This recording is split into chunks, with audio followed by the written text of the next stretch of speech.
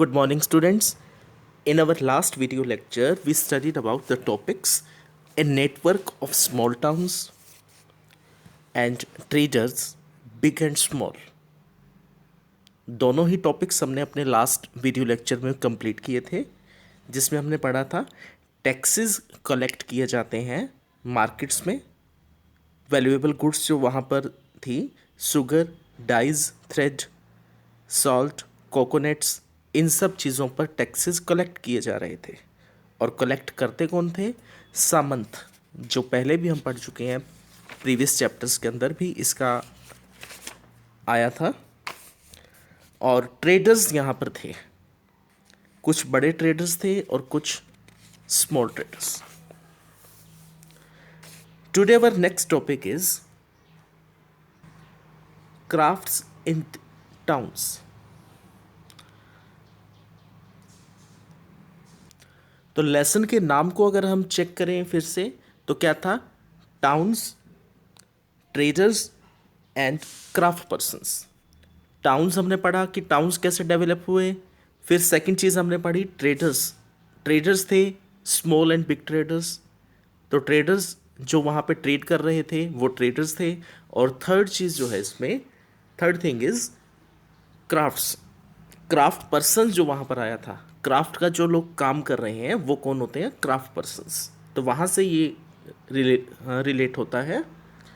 The crafts person of Bidar were so framed for their inlay work in copper and silver that it came to be called Bidri.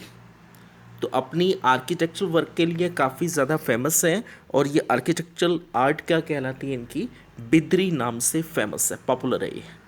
उसमें होता क्या था? इस तरह की स्कल्पचर्स बनाए जाते हैं। तो इसमें क्या करते थे ये लोग?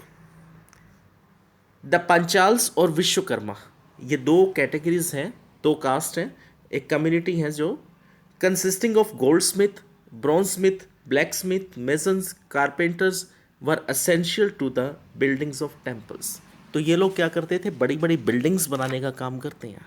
अलग अलग तरह की फंक्शनिंग है इनकी, कोई गोल्ड से रिलेटेड है, कोई ब्रॉन्ज से रिलेटेड है, कारपेंटर्स हैं, अलग अलग तरह की ऑक्यूपेशंस हैं इनके, अलग अलग तरह के रोल्स हैं इनके पास। They also played an important role in the construction of palaces, big buildings, tanks and reservoirs। तो जितने भी बड़ी बड़ी बिल्डिंग्स बनती हैं, टैंक्स बनते हैं, रिजर्वियर्स बनाए जाते हैं, वहाँ पर अपना ये पार्टिसिपेशन करते हैं। Similarly weavers such as the Saliyar, एक और कैटेगरी है यहाँ पर, वो क्या काम करते हैं? Weaving of clothes.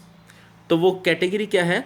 सलियार और कैकुलर्स merged as prosperous community making donations to temples।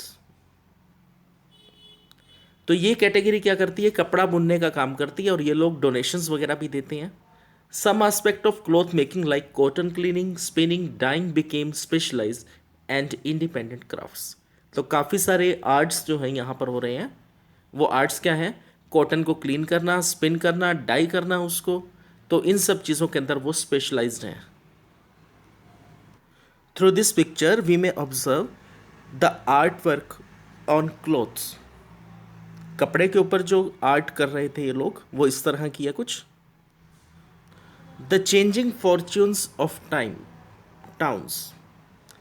अब कोई भी टाउन जो है, जितना पहले वो अच्छा है, पॉपुलर है, फेमस है, तो उसकी पॉपुलैरिटी, उसका फेमस रहना कोई ज़्यादा रिलायबल कंडीशन नहीं है। हो सकता है वो टाउन आने वाले दिनों में कुछ ज़्यादा पॉपुलर भी हो जाए, और हो सकता है वो ज़्यादा लोग उसको भूलना शुरू भी करते हैं। तो उस चीज़ को हम देख रहे हैं यहाँ पर। तो यहाँ पर टाउन्स थे, टाउन के अंदर क्या होता था? ट्रेड कौन करते थे? ट्रेडर्स। तो ये टाउन्स कौन कौन से हैं? अहमदाबाद गुजरात के अंदर, तंजावुर हमने पीछे भी पढ़ा है प्रीवियस चैप्टर्स के अंदर। तो वहाँ पर क्या था? तंजावुर एक एडमिनिस्ट्रेशन पॉइंट भी था, और साथ में वहाँ पर क्या थे? इस तरह के ट्रेड्स वगैरह भी होते थे। और मुर्शिदाबाद, ये तीन प्लेसेस का यहाँ पे जो है एग्जाम्पल दिया गया। अहमदाबाद क्या है? अहमदाबाद के अंदर पॉपुलैरिटीज़ बढ़ी हैं, इन फ्यूचर। और फॉर्च्यून क्या रहा है इस सिटी का कि अहमदाबाद पहले भी पॉपुलर था और एट प्रेजेंट टाइम अभी भी उतना ही पॉपुलर सिटी जो है काउंट किया जाता है। तंजावुर जो था, तंजावुर के अंदर पहले पॉपुलैरिटी थी, ट्रेड होता था यहाँ पर, अच्छी आर्ट्स भी थी, बट बाद में यहाँ पर जो चेंजेस हुए तो तंजावुर को लोग जो है कुछ कम वैल्यू करने लगे। और मुर्शिदाबाद जो है ये क्लॉथ्स के लिए था। तो impact of machine made clothes जो यहाँ पर देखने को हमें मिला। तो मुर्शिदाबाद जो है वो एक टाइम पर कैपिटल भी होती थी, कैपिटल माना जाता था उसे, बंगाल की कैपिटल कहा जाता था। Prominence as a centre for silks and became the capital of Bengal in 1704, decline the course of the century as the weavers faced competition from cheap mill made cloth from England. अब impact रहा यहाँ पर machine made clothes का। India के अंदर जितना भी production होता था वो कैसा था, हैंडमेड, हाथों से बुना जाने वाला। वीवर्स जो होते थे वो लोग कपड़े की बुनाई करते थे। और इंग्लैंड के अंदर क्या हुआ, फैक्ट्रीज लगी, इंडस्ट्रीज लगी वहाँ पर, तो चीप मिल मेड क्लोथ्स जो हैं वो अवेलेबल होने लग गया था, जिसकी वजह से ये फैक्टर जो है इसके ऊपर इम्पैक्ट रहा मशीन मेड क्लोथ्स का।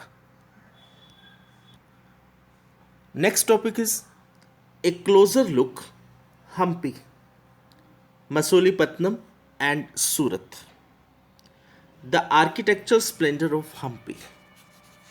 अब हम्पी जो है एक प्लेस है located in Krishna Tungabhadra basin which formed the nucleus of the Vijayanagar empire founded in 1336। कहाँ पर है ये, विजयनगर एम्पायर। हमने पीछे भी पढ़ा था, प्रीवियस चैप्टर्स के अंदर हमने इसको देखा है, रीड किया वहाँ पर हमने। The magnificent ruins at Hampi reveal a well fortified city. No mortar or cementing agent was used in the construction of these walls, and the technique followed was to wedge them together by interlocking. तो जितनी भी buildings बनाई जाती थी ना यहाँ पर, तो उन बिल्डिंग्स में क्या होता था कि सीमेंट्स वगैरह यूज़ नहीं होती थी। जैसे आज तो ईंटों को चिपकाने के लिए सीमेंट का यूज़ करते हैं, तो उस टाइम पर ना तो कोई सीमेंट, ना कोई फेविक्विक, ना कोई और चीज़ होती थी पेस्टिंग के लिए। तो वहाँ पर क्या किया जाता था, इंटरलॉकिंग होती थी। ईंटों को इस तरह से टिकाया जाता था कि एक दूसरी ईंटों के नीचे दब जाती थी ईंटें। तो जैसे आजकल ब्लॉक्स देखे होंगे आपने, जो रोड्स बनती हैं तो रोड्स के ऊपर वो ब्लॉक्स लगाए जाते हैं, तो उसमें क्या होता है, इंटरलॉक सिस्टम। कुछ इस तरह की शेप्स जो है उन ब्लॉक्स की होती हैं, तो अगली ईंट जो है वो इस तरह से एडजस्ट हो जाती है बीच में। We may see in this picture, अब ये क्या बना हुआ है, फोर्ट। आर्किटेक्चर वर्क अगर हम ऑब्जर्व करें हम्पी का, तो क्या है ये, ए वेल फोर्टिफाइड सिटी, एक ऐसी सिटी जो पूरी तरह से किलाबंदी के ऊपर बनी हुई है, फोर्टिफाइड। अब आपस में ये लोग, आसपास की जितनी भी कंट्रीज जो थी, आसपास की जितने भी एरियाज जो थे, जो किंगडम्स थी, तो वो क्या करते थे, एक दूसरे के ऊपर अटैक्स वगैरह करते रहते हैं। तो उन अटैक्स से बचने के लिए ये लोग क्या करते थे, फोर्टिफाइड सिटीज़ बनाते थे, अपनी एक किलाबंदी करते थे। तो अपने आसपास का जो एरिया है वो पूरा बड़ी ऊंची ऊंची दीवारों से कवर अप करते थे। तो हम्पी क्या है, a well fortified city. And second thing is, no mortar और cementing agent was used in the construction of these walls. और इन वॉल्स को जब बनाया गया ना, तो कोई सीमेंट या कोई भी और मटेरियल जो है बीच में यूज़ में नहीं लाया गया। कहीं भी आपको ऐसा चिपकी हुई चीज़ें नहीं दिखाई देंगी। As we may read in the book, cementing agent was used in the construction or of these walls, and the technique followed was to wedge them together by interlocking. ईंटों को जब आपस में फंसाया जाता था, एक दूसरे के साथ अटका करके रखी जाती हैं ईंटें। A fortified city at the entrance of the gate where those pass who come from Goa. This king has made within a very strong city, fortified with walls and towers. These walls are not like those of other cities, but are made of very strong masonry, such as would be found in few other parts. तो काफ़ी ज़्यादा मजबूत दीवारें जो हैं यहाँ पर बनाई जाती थी ताकि अटैक्स ना कर सके कोई. The architecture of Hampi was distinctive. Architecture work अगर हम ऑब्जर्व करें तो वो क्या है, काफ़ी अलग तरह का है. बिल्डिंग्स जो थी यहाँ पर वो क्या है, royal complex had splendid arcs. काफ़ी सुंदर तरह से आर्क्स वगैरह बनी हुई यहाँ पे, डोम्स बने हुए हैं, पिलर्ड हॉल्स हैं with niches for holding sculptures. अब जितने भी यहाँ पर पिलर्स जो बनाए जाते थे ना, तो उन पिलर्स के ऊपर क्या था, अलग अलग जो है स्कल्पचर्स रखे जाते थे. और उनको रखने के लिए वो क्या करते थे, शेप्स कैसी बनाते हैं बिल्डिंग्स की, या जो पिलर्स जो होते थे तो कुछ ऐसी शेप्स होती थी. तो ये जो जगह है यहाँ पर स्कल्पचर्स जो है टिका दिए जाते थे. और या फिर जो पिलर्स होते थे, पिलर्स के साथ में इस तरह की रैक्स बनाए जाते हैं, स्पोर्ट्स दी जाती थी, तो यहाँ पर स्कल्पचर्स जो है टिकाए जाते थे.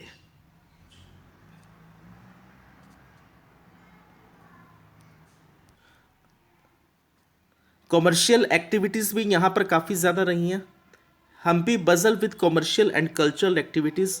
मुस्लिम merchants, Chettis and agents of European traders such as the Portuguese thronged the markets of Hampi. तो अब कॉमर्शियल स्ट्रक्चर के अंदर अगर हम देखते हैं, कॉमर्शियल और कल्चरल एक्टिविटीज़ जो थी यहाँ पर, ट्रेड काफ़ी ज़्यादा होता था. अलग अलग तरह के पीपल्स यहाँ पर आते थे ट्रेड्स के लिए. टेम्पल्स की अगर हम बात करें, temple were the hub of cultural activities. Cultural activities अगर हम देख रहे हैं, देवदासीज, टेम्पल डांसर्स, जो वहाँ पर नृत्यांगनाएं होती थी, डांसर जो होती थी, गॉड के सामने जो है, बिफोर द गॉड जो डांस प्ले करती हैं, अपना परफॉर्म करती हैं. Cultural activities and Devdasis performed before the deity, royalty and masses in the many pillared halls is the Virupaksh, a form of Shiva temple. The Mahanavami festival, known today as Navratri in the south, was one of the most important festival celebrated at Hampi. अब महानवमी एक festival होता था वहाँ पर, और उसके बारे में कहाँ से पता लगा हमें, जो वहाँ पर लिखी हुई चीज़ें मिली हैं वहाँ की जो हमें. तो इसको किससे कंपैरिजन कर रहे हैं, नवरात्रि के साथ. साउथ के अंदर नवरात्रि जो होता है, one of the most important festival celebrated at Hampi. तो हम्पी के अंदर वो फेस्टिवल जो है ना, वो परफॉर्म किया जाता था, सेलिब्रेट किया जाता था उस चीज़ को. और इस चीज़ का जो मेन हमें पता लगा, वो पता कैसे लगा, how do we know about this. Archaeologist have found Mahanavami platform. Archaeologist have found the Mahanavami platform where the king received guest and accepted tribute from subordinate chiefs. From here, he also watched dance and music performance as well as wrestling boats. तो यहाँ पे क्या होता था, guest जो हैं उनको receive किया जाता था, सबॉर्डिनेट चीफ्स यहाँ पर होते थे. He also watched dance and music performance. और वहाँ पर जितनी भी परफॉर्मेंसेज जो होती थी, जो डांसर्स जो डांस करती थी, म्यूजिक जो परफॉर्म किया जाता था, और रेसलिंग बोट्स जो होती थी, तो वो सारी यहाँ पर बैठ करके देखी जाती थी. Hampi fell into ruin following the defeat of Vijayanagara in 1565. तो 1336 से लेकर के 1565 तक बीच का जो पीरियड रहा है, between this period commercial activities काफ़ी ज़्यादा रही हैं. यहाँ पर मार्केट्स वगैरह होती थी. बट 1565 के अंदर हम्पी जो है ना, ये र्यून होना शुरू हो गया डेक्कन सुल्तान्स की वजह से, डेक्कन सल्तनस की वजह से. The rulers of Golconda, Bijapur, Ahmednagar, Bidar and पीतर। ये सारी सिटीज़ हमने कहाँ पढ़ी थी? प्रीवियस चैप्टर्स के अंदर हम इसको पढ़ चुके हैं। गोलकोंडा, बीजापुर जो एडमिनिस्ट्रेटिव पॉइंट्स भी थे, टेम्पल्स पॉइंट्स भी थे और सेंटर्स भी थे। Okay students, tomorrow we will continue on next topic, a gateway to the west, Surat. Read the lesson carefully and marks or underline the important points explained in the video. Thank you.